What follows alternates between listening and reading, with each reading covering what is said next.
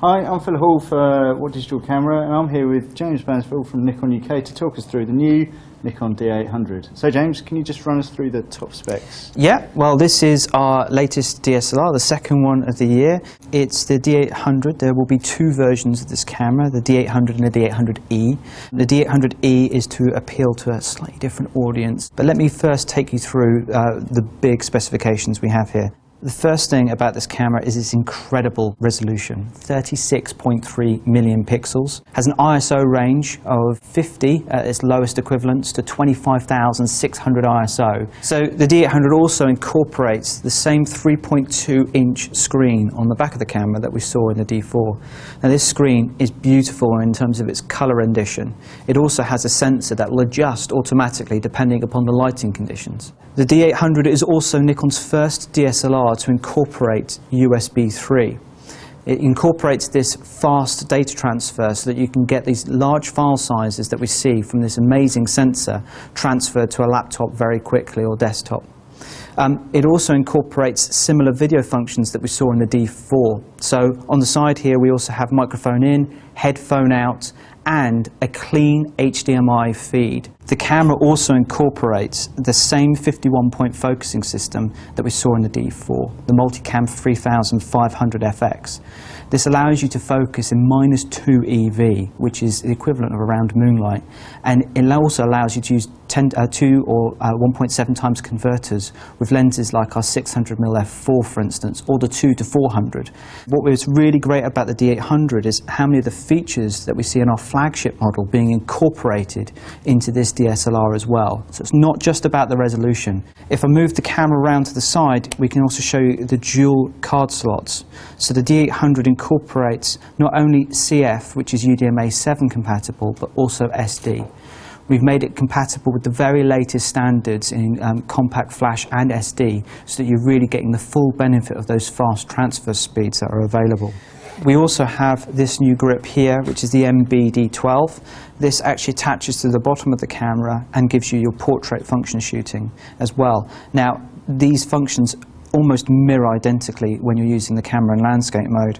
And you also have the ability to use the new 18 ENL 18 battery that we see in the D4 can be utilized as well onto this grip, allowing the photographer that's using a mixed bag to choose which battery they want to use. So other features include the virtual horizon as well. So we've seen virtual horizon in previously our DSLRs, but just like we have with our flagship model, we've incorporated a 2 axes so that I can actually get my pitch and my yaw depending upon where I tilt this. And you can also get all of this information through the viewfinder. On the top plate of the camera here, we've redesigned some of the features so that you've got quick accessibility and you can easily change many of the features in the camera without actually having to take your eye away from the viewfinder. And we've also incorporated the movie record button, which is just placed there. And of course, like the D700, which it sits alongside in our product range, we have the pop-up flash. And this pop-up flash can be utilized to control multiple speed lights remotely. So if you want the best compact studio solution in the market, a D800 and a couple of SB910s are undoubtedly the lightest and simplest solution going out there. Okay, I've got a D800E. Can you explain the differences, please, James? Yeah, okay, so we have two DSLRs we're effectively launching today. The D800E is a modified version of the D800. It has all the incredible features and specification that you see in the D800, but it also has an adapted low-pass filter. Now what this means is that you can get a tiny bit more resolution out of the sensor, but it comes at a slight cost or caveat.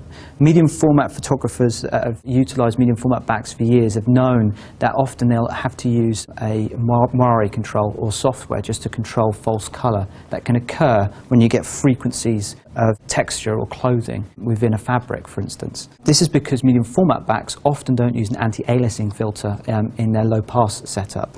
We've taken the same approach here with the D800. By removing that component of the low-pass filter, we've been able to increase the resolution ever so slightly and the level of detail that the camera is able to pull out.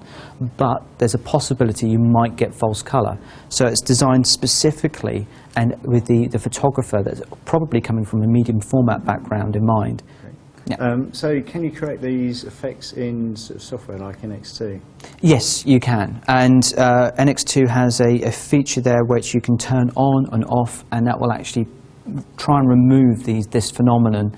And the reality is that photographers that would utilize this, and what we think the people that will probably buy this type of product, are actually so familiar with it, they'll know before they even shoot that it could occur. It's actually very easy to control if you know about it in advance. So James, what kind of prices are we looking at, and when can we get to have a play with them? Well, possibly the thing that's more unbelievable than the specification is actually the price point. The D800 is going to be $2,399, and we're looking at $2,689 for the modified D800E.